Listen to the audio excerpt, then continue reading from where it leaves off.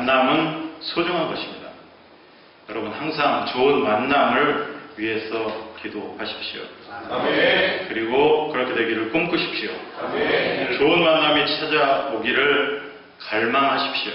아멘. 살아가면서 좋은 부모를 만나는 것이 얼마나 큰 복인지 모릅니다. 좋은 자녀를 두는 것이 얼마나 큰 복인지 모릅니다. 좋은 교회를 만나고 좋은 목사님을 만나는 것이 얼마나 큰 축복인지 모릅니다. 아멘. 좋은 성도를 만나고 좋은 이웃을 만나는 것이 얼마나 소중한지를 깨달으시기를 바랍니다. 아멘.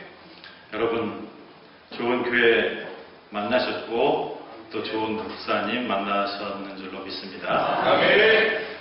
교회 안에서만 아멘 하지 마시고 계속 바깥에서도 우리 교회 최고, 우리 목사님 최고 이렇게 사시면 또 하나님의 더 큰 은혜와 축복이 여러분들 가정에 임하게 될 줄로 믿습니다. 아멘.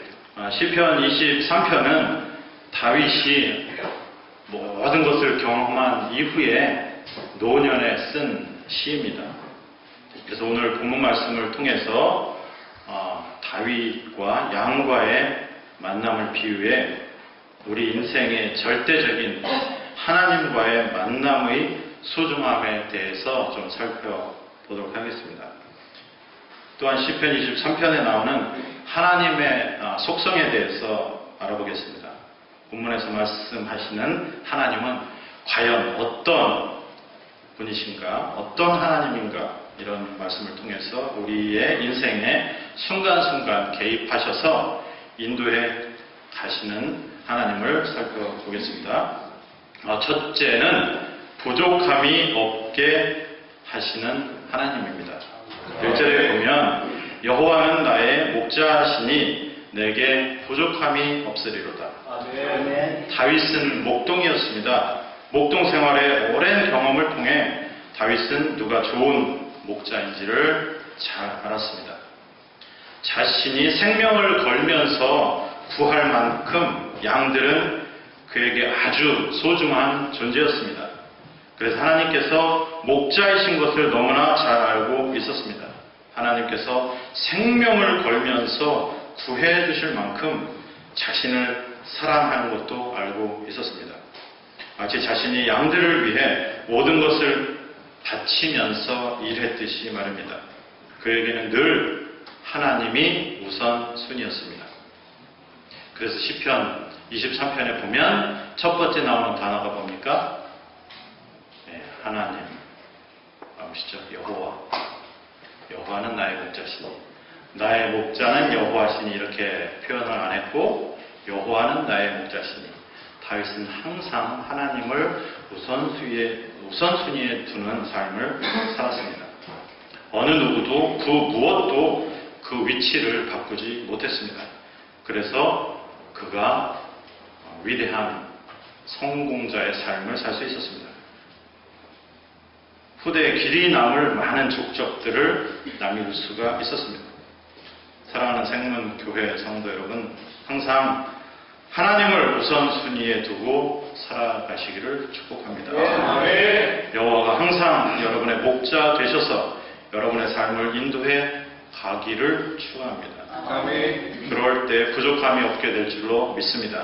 아멘. 하나님이 우선순위인 삶, 하나님이 여러분의 인생의 목자가 되셔서 인도함을 받는 축복된 삶을 살아가기를 바랍니다. 아멘. 그럴 때 부족함이 없게 될 줄로 믿습니다. 아멘. 하나님께서 우리의 모든 필요를 채우실 줄로 믿습니다. 아멘. 두 번째는 풍족함으로 채우시는 하나님이십니다. 그가 나를 푸른 풀밭에 누이시며 쉴만한 물가로 인도하시는도다. 아멘. 하나님은 우리의 인생의 목자가 되셔서 우리를 항상 최고의 장소로 인도하십니다. 때로는 우리 앞을 가로막고 있는 큰 장애물이 있어도 괜찮습니다. 하나님께서 피할 길을 미리 예비하시고 최고의 장소로 인도하실 것입니다. 목자는 양을 위해 모든 준비를 다 갖추고 있습니다. 목자는 사전 답사를 통해 양들의 필요를 미리 다 파악하고 있습니다. 목자는 양들의 먹거리를 다 알고 있습니다. 목자는 양들의 필요를 다 채웁니다. 목자는 양들을 최적의 장소로 항상 인도해서 풍요로운 삶을 제공합니다. 가장 좋은 목초지로 인도합니다. 그리고 배불리 먹입니다. 그런데 양들은 너무 많이 먹는 습성이 있습니다. 무조건 너무 많이 먹으면 배에 탈이 납니다. 그래서 목자는 적당히 먹은 후에 양들에게 안식을 줍니다. 무조건 너무 많이 먹도록 방관하지 않습니다. 적당히 먹었으니 이제 그만 쉬라고 자리에 눕힙니다. 그럴 때 지팡이를 사용합니다. 지팡이는 손잡이가 크게 휘어져 있어서 양의 목을 감고 천천히 잡아당기며 양을 안전하게 눕힙니다. 그래서 양은 편하게 누워서 쉴 수가 있습니다. 여러분 혹시 너무 많이 먹어서 배가 아픈 적이 있으신가요? 너무 많이 먹으면 소화를 시킬 수 없고 쉴 수도 없고 때로는 숨쉬기도 곤란합니다. 제가 인도에서 왔잖아요. 인도 사람들은 먹는 걸 좋아합니다. 인도 사람이랑 같이 식사를 하면 저는 식당에서 시키면 1인분도 다 못 먹는데 그 사람들은 그걸 다 먹고 또 추가로 밥을 시켜서 배가 이렇게 나오죠. 그래서 그 사람들은 사장배 그러면 나는 가난하지 않고 이렇게 살만하다 그래서 배가 나오는 걸 굉장히 자랑스럽게 생각합니다. 근데 저희들은 계속해서 당신 배를 좀 줄이시오. 여러 가지 질병이 도사리고 있습니다. 어떤 때는 너무 많이 먹어가지고 막 소화가 안 돼서 소화제 찾고 설사하고 바이트하고 막 이러면서도 먹는 걸 좋아해요. 양들도 마찬가지입니다. 양들도 참 머리가 나빠요. 그래서 먹는 것만 있으면 계속해서 먹고 또 먹고 또 먹습니다. 그게 탈이 나는. 그 목자는 양들을 잘 살피고 있다가 이 정도면 됐다. 그러면 너 그만 먹어도 돼. 여러분 목자는 양의 이름을 다 알고 있죠. 목자가 직접 양의 이름을 다 지어줍니다. 그래서 저기 김이 있으면 양의 이름이 김양, 저기 박이 있으면 박양, 뭐 이렇게 미스 김이 아니고 양 이름을 부르는 거죠. 그래서 양 이름을 부르면서 야 이제 너 그만 먹었으니 그냥 그만 됐으니까 쉬어라. 그래서 이런 지팡이로 목을 해서 편하게 쉬게 합니다. 그 정도로 목자는 양의 형편을 살피고 최고의 방법으로 인도하시고 최선의 방법으로 인도합니다. 그리고 또 적당하게 쉬게 하기도 합니다. 여러분 너무 먹지 마십시오. 너무 움켜쥐지 마십시오. 그렇다고 그것이 다 내 것이 된다는 보장이 없습니다. 음식뿐만이 아닙니다. 우리의 시간도 물질도 마찬가지입니다. 너무 많이 움켜쥐면 결국 탈이 날 수 있습니다. 남을 배려하지 않고 우리의 이웃을 배려하지 않고 나만을 위해 살아가는 사람들은 결국 많은 것을 잃게 됩니다. 많은 것은 좋지만 그것을 적당히 나누는 삶이 더욱 값진 삶이라고 믿습니다. 그런 풍성한 삶을 살아감으로 나도 잘 되고 남도 잘 되는 삶을 살아가시기를 바랍니다. 2절 하반절에 보면 실만한 물가로 인도하시는 하나님을 볼 수 있습니다. 먹는 것이 해결되면 마실 물이 필요합니다. 양들은 아주 연약하고 두려움이 많은 동물입니다. 아주 작은 소리에도 민감하게 반응합니다. 그래서 물이 있어도 잘 마시지를 못합니다. 그렇기 때문에 목자는 양들을 아주 잔잔한 물가로 인도합니다. 흐르는 물가로 인도하지 않습니다. 양들은 흐르는 물을 마시지 못합니다. 물이 아무리 많이 있어도 마시지 못한다면 양들은 목이 타서 힘들어 하다가 죽게 될 것입니다. 그래서 아주 잔잔한 멈추어진 그런 물가로 인도해서 물을 마시게 합니다. 이렇게 세심한 주의가 필요한 양들의 필요를 목자는 다 알아서 미리미리 챙겨줍니다. 하나님께서 여러분들의 삶을 책임지심을 믿으십시오. 아멘. 음과 양으로 이런저런 방법을 다 동원해서 최고의 최선의 길로 인도해 주실 것입니다. 아멘. 여러분, 저도 이제 한 달 전에 할아버지가 됐잖아요. 아시다시피 외할아버지지만, 그런데 만약에 아이가 태어났을 때 어머니가 수돗물을 팍 틀어놓고 목마르지 마셔, 그리고 수돗물 꼭지 밑에다가 입을 대보세요. 애가 마시겠어요? 못 마시죠?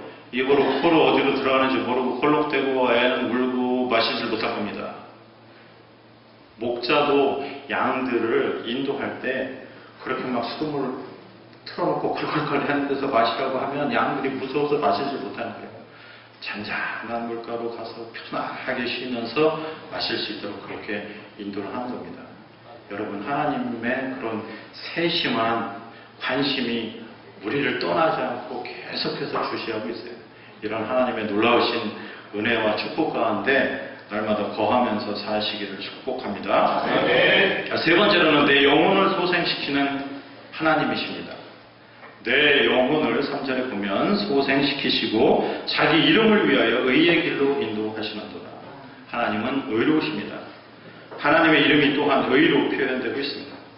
하나님은 자신의 이름을 걸고 우리를 책임지십니다. 의로우신 하나님께서 우리를 항상 의의 길로 인도하실 것입니다. 항상 의의 길로 인도하는 것이 쉬운 일이 아닙니다. 여러분, 철로 역정 아시죠? 철로 역정 많이 읽어보셨을 줄로 아는데, 철로 역정에 보면 천국에 가는 길목에 많은 시험이 도사리고 있습니다. 어려움이 있습니다. 때로는 너무 힘들고 어려워서 지쳐 쓰러지기도 합니다. 그럼에도 불구하고 다시 소생할 수 있는 것은 주님께서 우리를 다시 소생시키시고 힘 주시기 때문에 그렇습니다. 여러분, 쓰러졌을 때 갑자기 생각지도 않았던 사람이 도우려고 도움의 손길을 내밀어요. 그러면 천류역정에서 나오는 그 크리스찬이 손을 잡고 다시 힘을 내고 다시 걸어가고 결국은 인내하면서 가다가 천국에 도달하지 않습니까? 여러분, 하나님이 여러분을 도우십니다.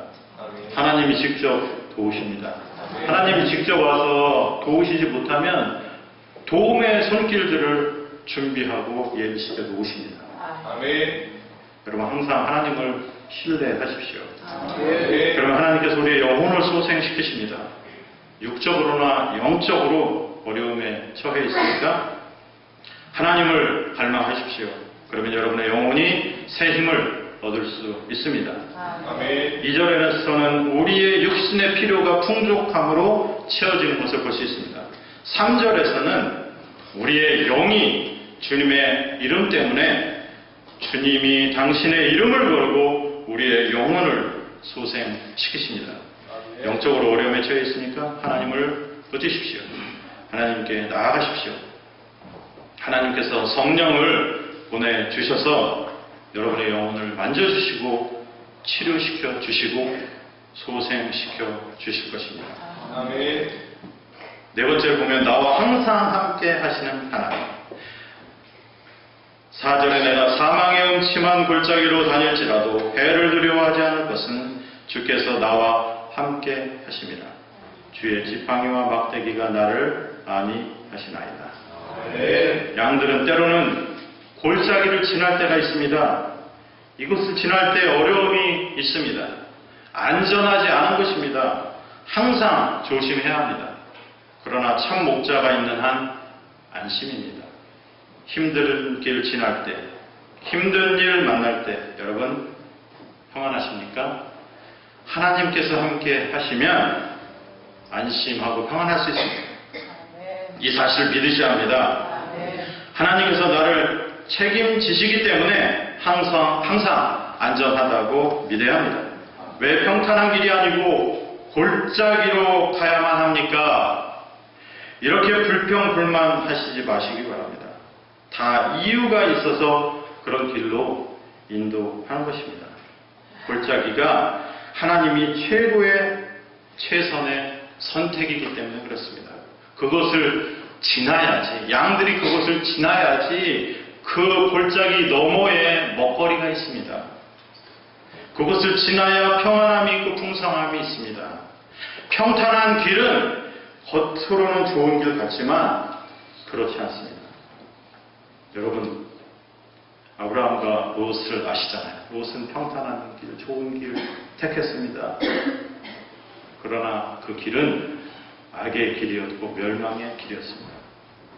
만약에 목자가 이렇게 생각을 했다고 가정을 해봅니다. 양들이 골짜기로 갈 때 혹시 골짜기에서 굴러떨어져서 부상을 당하거나 죽거나 하면 큰일이니까 그냥 편한 길로 인도하자. 골짜기가 아닌 평탄한 길로 인도하자. 이렇게 생각하고 평탄한 길로 인도를 했습니다. 그럴 때 어떤 일이 일어나는지 아십니까? 아무리 다녀도 먹을 것이 없어요. 아무리 다녀도 마실 물이 없습니다. 사막 가운데 쓰러져서 다 죽고 말 것입니다. 그래서 좀 불편하고 힘들어도 골짜기로 양들을 인도할 것입니다. 그것이 양들을 위한 일입니다. 지날 때는 힘들지만 지나고 나면 그것이 곧 하나님의 인도하심이었고 축복이었음을 깨닫게 됩니다. 여러분, 지금 힘든 일이 있으십니까? 그것이 하나님께서 인도하시는 최고의 길이고 최선의 방법이라고 생각하고 믿으십시오. 골짜기는 곧 지나갑니다. 우리는 곧 험한 골짜기를 지나가게 될 것입니다. 골짜기는 영원하지 않습니다. 짧은 시간에 곧 지나갑니다. 오래가지 않습니다. 오랜 시간인 것 같지만 그렇지 않습니다. 순간처럼 곧 지나가게 될 것입니다. 어려움을 만날 때 하나님께서 어떤 큰 은혜와 축복을 주시려고 나에게 이런 고난과 어려움을 준비해 주셨나라고 생각하십시오. 죽을 것 같지만 죽지 않습니다. 사망의 음침한 골짜기 같지만 그렇지 않습니다. 육신의 눈으로 보기에는 죽을 것 같습니다. 그러나 영의 눈으로 보면 그 길이 은혜의 길이고 축복의 길이라는 것을 알 수 있습니다. 골짜기는 오랫동안 나에게 남아 나를 괴롭히지 않습니다. 여러분, 주사 맞는다고 생각하시면 아주 편합니다. 아이를 낳으면 예방주사를 놓습니다. 주사를 맞을 때 아프고 아이는 많이 웁니다. 그렇다고 예방주사를 안 맞춥니까?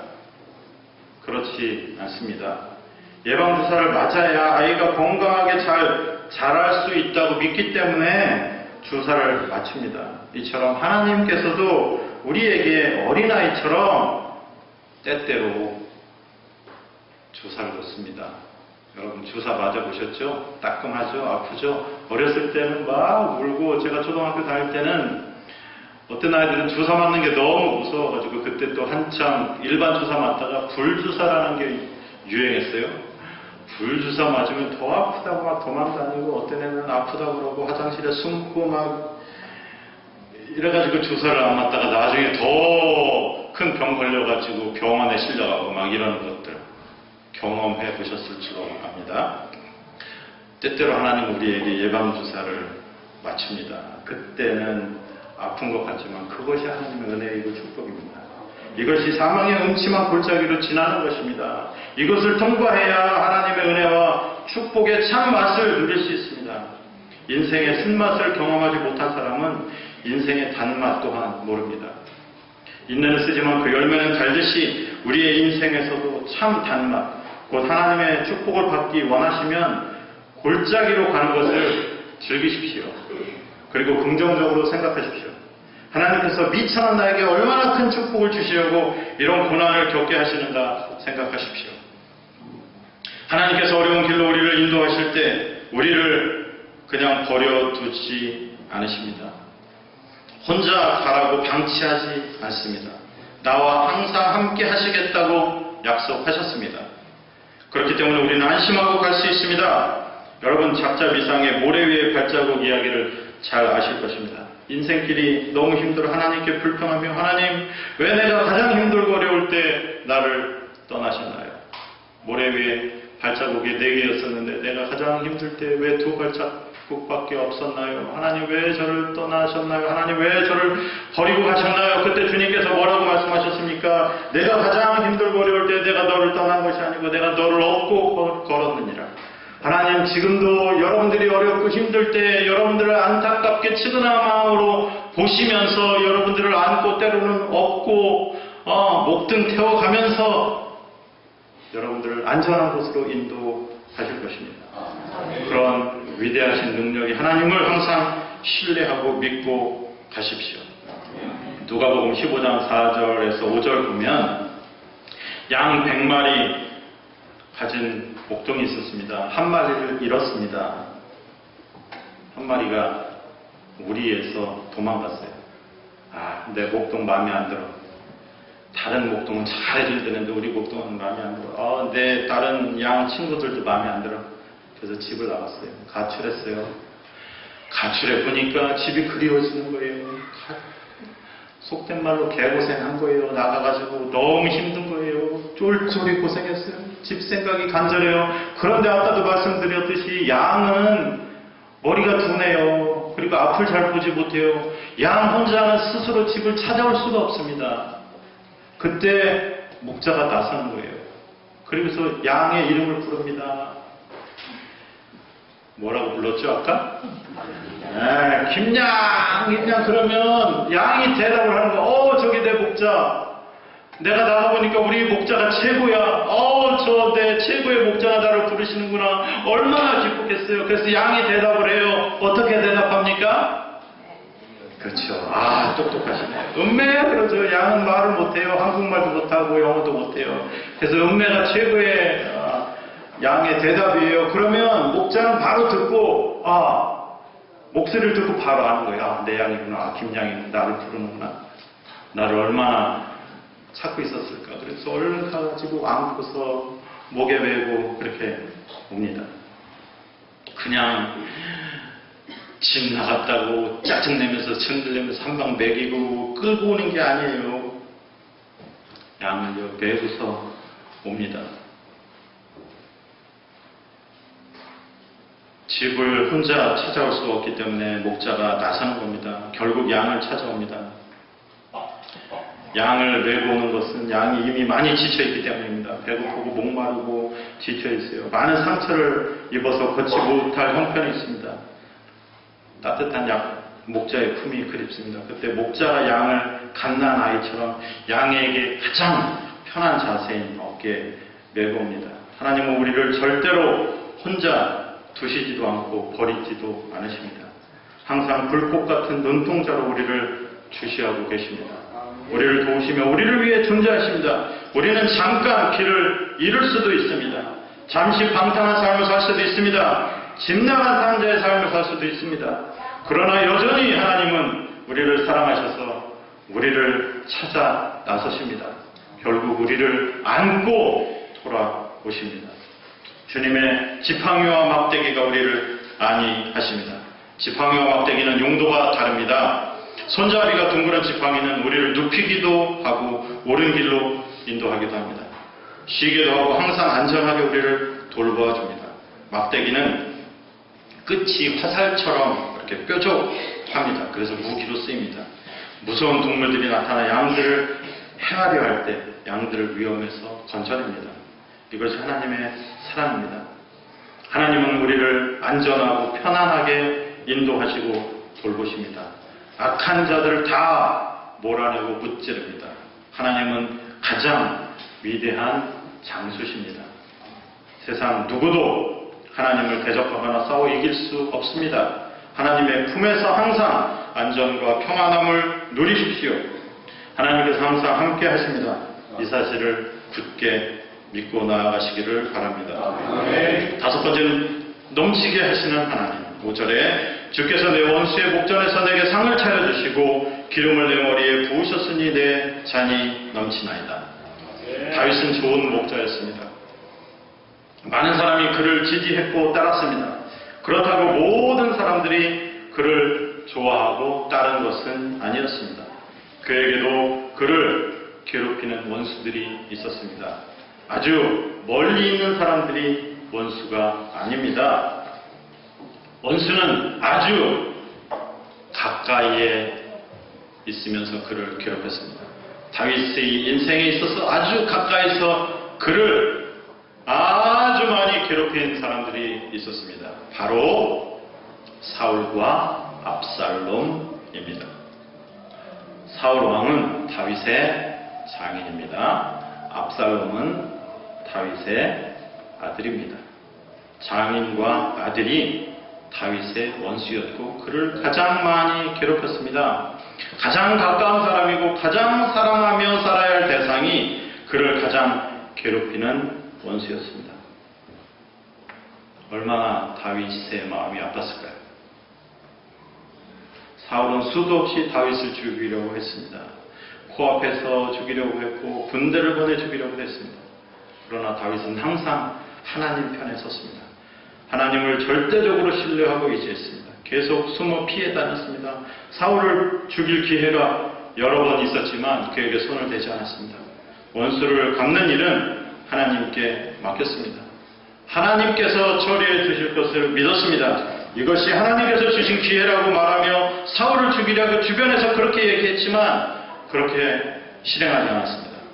결국 하나님께서 처리해 주셨습니다. 만약 다윗이 사울을 죽였다면 많은 사람들이 그를 신뢰하지 않고 그를 떠났을 것입니다. 그를 등지고 걸고 많은 사람들이 그의 원수가 되었을 것입니다. 다윗은 철저히 하나님을 의지했기 때문에 하나님께서 원수도 처리해 주셨고 명성도 얻을 수 있게 되었습니다. 사랑하는 사람이 여러분을 배반하고 등지고 빚을 꽂으면 기분이 어떨까요? 그것도 여러분들의 가장 측근, 가장 절친한 사람들이 그랬다면 어떻겠습니까? 만약에 자식이 그랬다면 어떨까요? 다윗은 그것을 경험했습니다. 장인의 미움을 받은 것도 모자라 자식으로부터도 쫓겨나는 것을 경험했습니다. 그럼에도 불구하고 다윗은 자신의 측근들에게 아들을 불쌍히 여겨달라고 부탁했습니다. 이것이 아버지의 마음입니다. 이것이 곧 하나님 아버지의 자식 사랑하는 마음입니다. 끊임없이 하나님을 떠나고 하나님의 마음을 아프게 하고 등지고 외면할 때도 하나님께서는 우리를 불쌍히 여기십니다. 이것이 하나님의 성품입니다. 다윗은 하나님의 성품을 많이 닮았습니다. 그를 본받아 살았습니다. 그래서 후세에도 좋은 성품을 소유한 사람으로 우리 마음속 깊이 길이 남아있습니다. 여러분 원수가 어디에 있습니까? 아주 멀리 있습니까? 인도에 있습니까? 아닙니다. 아주 가까이 있습니다. 여러분 주위에 있습니다. 여러분 가족 중에 아니면 여러분 주변의 교인 중에 이웃 중에 있습니다. 나와 상관이 없는 사람은 우리의 원수가 될 수 없습니다. 사촌이 땅을 사며 배가 아픈 것은 나와 상관이 없는 사람이 아니라 아주 가까운 사람입니다. 아주 가까운 사람이 마음을 아프게 하고 슬프게 하고 또 나를 처지게 하고 주눅들게 하기도 합니다. 그런데 이것을 이상하게 생각하지 마십시오. 어쩌면 그것이 당연할지도 모릅니다. 그것을 받아들여야 합니다. 그리고 하나님께서 처리해 주시기를 기도하십시오. 결국 하나님께서 처리해 주실 것입니다. 그리고 여러분 앞에 무릎을 꿇고 용서를 구할 것입니다. 원수를 절대 갚지 마십시오. 하나님께서 갚도록 하나님께 위탁하십시오. 하나님께서 처리해 주시기를 기도하십시오. 그러면 마음이 편해지고 행복해질 것입니다. 하나님의 처리 방법은 가장 완벽하고 확실합니다. 그래서 내가 상다리가 부러질 정도의 대접을 받을 수 있게 됩니다. 원수의 앞에서 상을 차려주신다고 했잖아요. 그런데요, 상다리가 부러질 정도의 진수성찬을 차려주시겠다고 하나님이 약속하신 겁니다. 여러분 원수 앞에서 진수성찬을 차려놓고 밥을 먹으면 소화가 되겠습니까? 원수가 앞에서 막 칼 들고 나를 죽이려고 하는데 밥을 먹을 수가 있겠어요? 못 먹죠. 그런데 저는 먹을 수 있습니다. 왜냐? 여러분도 드실 수 있습니다. 왜냐하면 하나님이 이미 원수를 발을 묶어놨어요. 수갑을 채워놨어요. 원수는 꼼짝을 못해요. 겉으로 보기에는 무서운 것 같습니다. 그런데 움직이지를 못하는데요. 선료역정에도 보시면 막 가는데 길 옆에 사자 뭐 이런 것들이 있는 거예요. 죽이려고 하는 거예요. 무서워서 못 지나갑니다. 그런데 그 도로까지는 못 와요. 발이 차여 있어가지고 소리만 지르는 거예요. 야, 너 가지마, 꼼짝마, 내가 너 여기 오면 죽일 거야. 가보면 아무것도 아닌 거예요. 여러분 소리만 듣고 무서워하지 마세요. 동물원에 가면 무서운 동물들 많이 있잖아요. 그렇다고 동물원을 안 갑니까? 아이들 가가지고 너무 좋아하잖아요. 막 호랑이가 사자가 울부짖어도 무섭지 않잖아요. 왜냐면 걔네들 우리에 갇혀있기 때문에 그래요. 여러분 안심하십시오. 원수는 다 우리에 갇혀있어요. 아멘. 우리를 해할 수가 없습니다.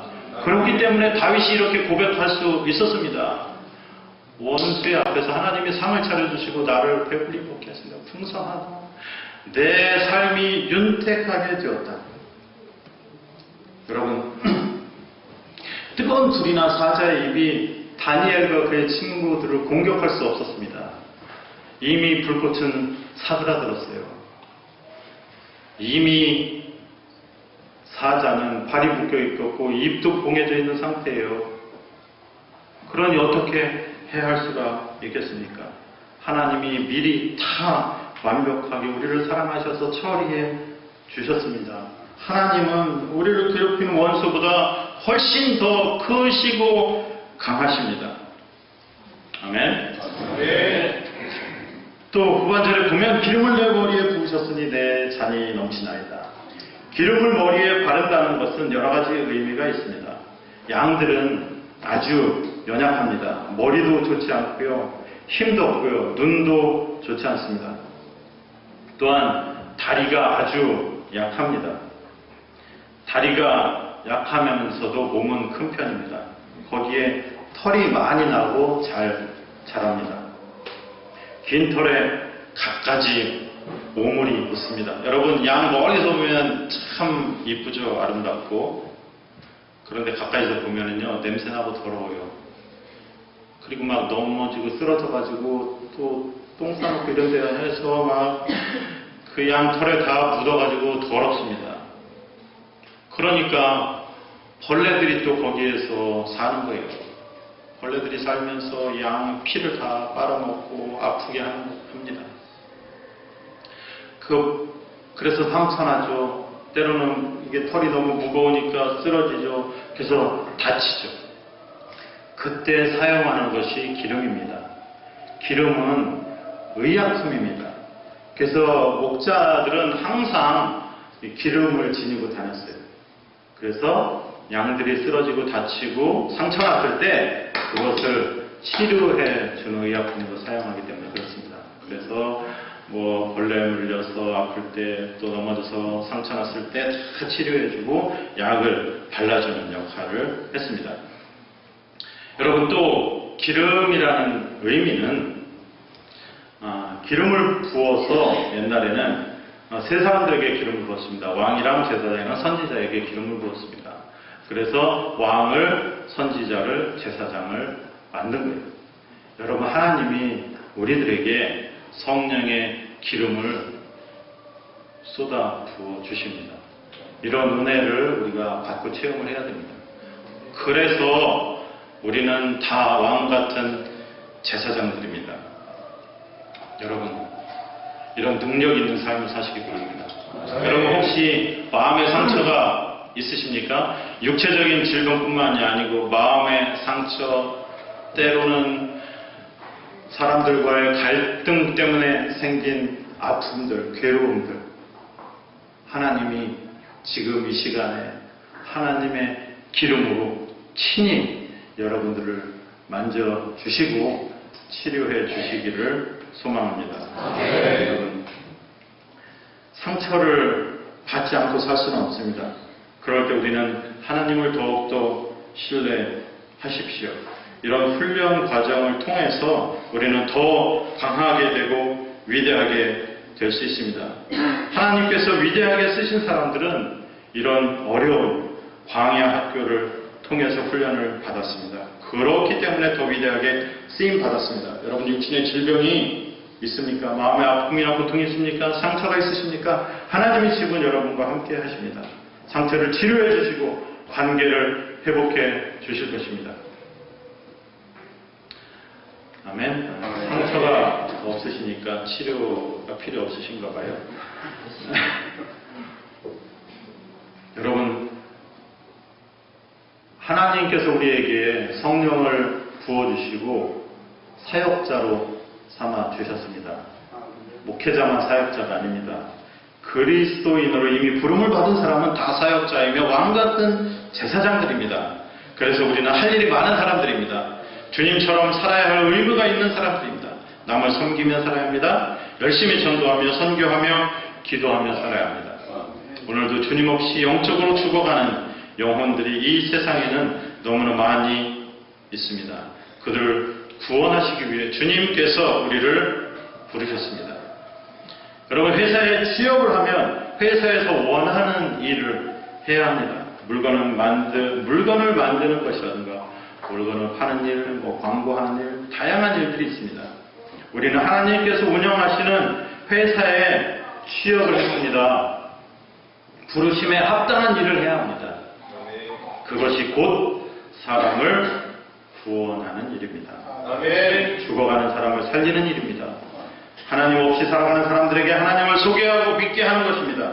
죽어가는 사람들을 돌아보지 않고 구하지 않고 방관하면 우리도 똑같이 그 일에 동참하는 자가 되는 것입니다.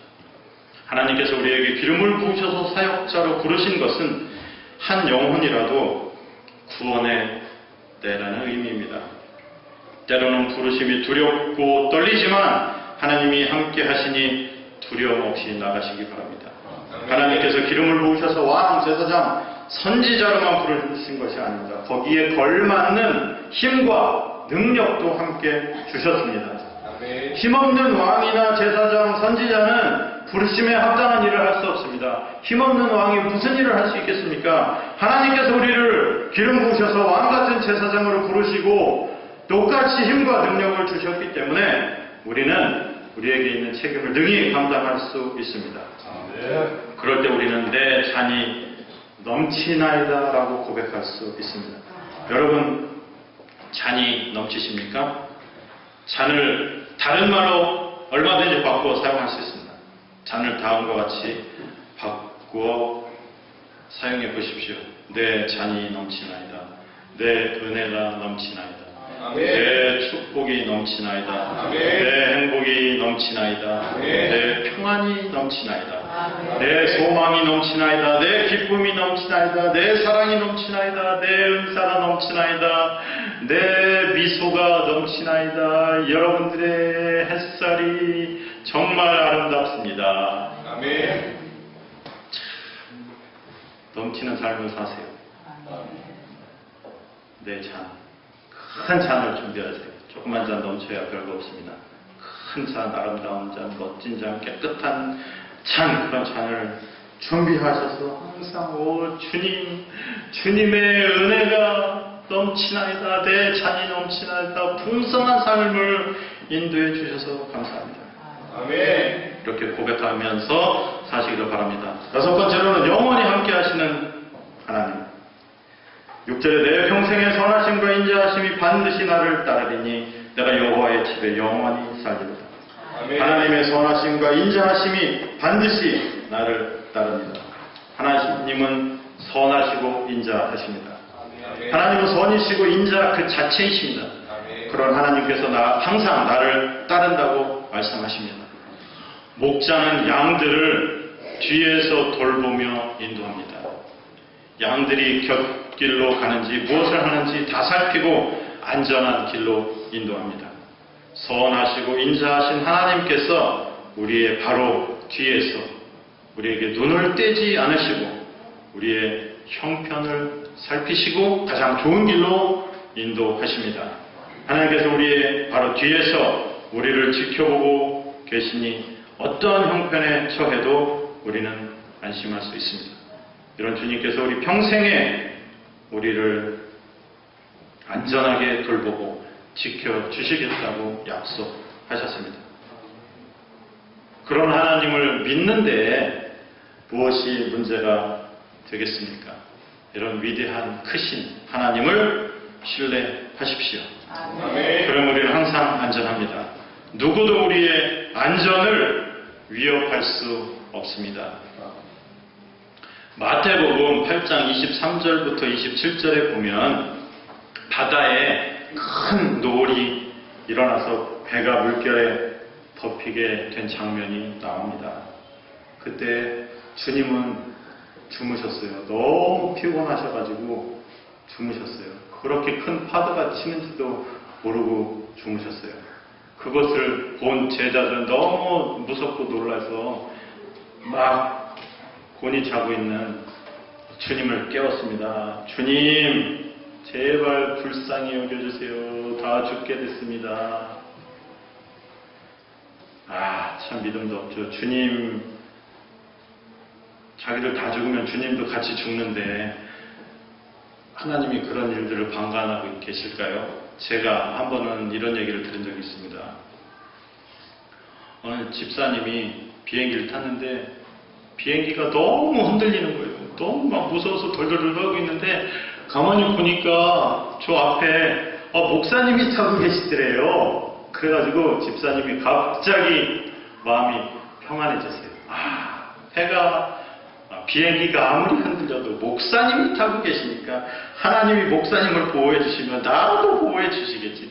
그리고 편안하게 앉아서 왔는데 진짜 왔대요. 잘 편안하게 왔대요. 그래가지고 그 집사님 목사님한테 그랬대요. 비행기가 그렇게 흔들렸는데 처음에 제가 무서운데 목사님을 보자마자 마음이 편해졌습니다. 목사님 속으로 나도 정말 무서웠는데 여러분, 목사님은 무서워할 수 있죠. 이렇게 목사님 때문에 안전을 찾은 사람이 하나님 때문에는 얼마나 더 평안함을 찾을 수 있겠습니까? 안 그래요? 여러분, 우리가 때로는 배 타서 풍랑을 만난 그런 제자의 환경일 수도 있습니다. 그런데 거기에 그 자리에 주님이 함께 하시는 거예요. 그 자리에 주님이 함께 하시기 때문에 우리는 안심할 수 있습니다. 안 되는 것 같죠? 어려운 것 같죠? 그런데 주님이 해결해 주십니다. 주님 자신 때문이라도 그 해결을 하셔야 돼요. 그렇지 않으면 주님 물에 빠지시잖아요. 주님은 빠지시면 안 되잖아요.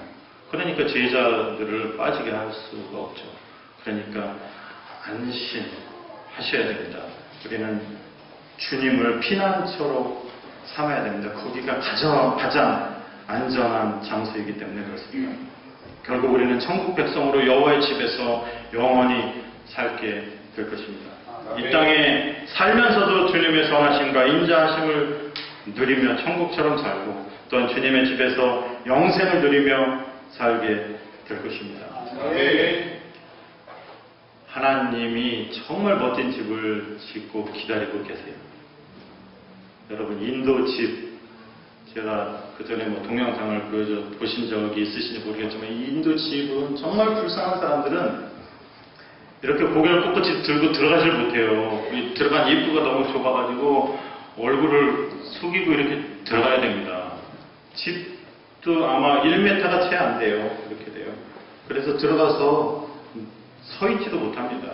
그냥 들어가자마자 눕는 거, 낫는 거 그것밖에 못해요. 그런 집에서 사람들이 살고 있어요. 그런데 우리는 천국에서 사는 거잖아요. 또 앞으로 영원한 천국에서 하나님이 지으신 집에서, 여러분 아파트 멋있잖아요. 건축가가 멋있게 졌죠. 그런데 하나님이 건축가이시면서 직접 그분이 디자인하시고 지으신 그 집, 얼마나 멋지고 아름답겠습니까? 그런 집에서 우리가 살게 됩니다. 그런 곳에 갈 기쁨과 소망을 품으시고 이 땅을 멋지게 승리하면서 살아가십시오. 하나님께서 항상 여러분들과 함께 하십니다. 모든 역경과 어려움은 지나갑니다. 모든 문제는 해결됩니다. 상처는 치유됩니다. 하나님께서 항상 함께 하심으로 안전하고 평안한 삶, 기쁨과 행복이 넘치는 삶, 승리의 삶, 전도와 선교의 삶, 섬기는 삶, 제자의 삶을 살아가시기를 축원합니다. 아멘. 기도하겠습니다.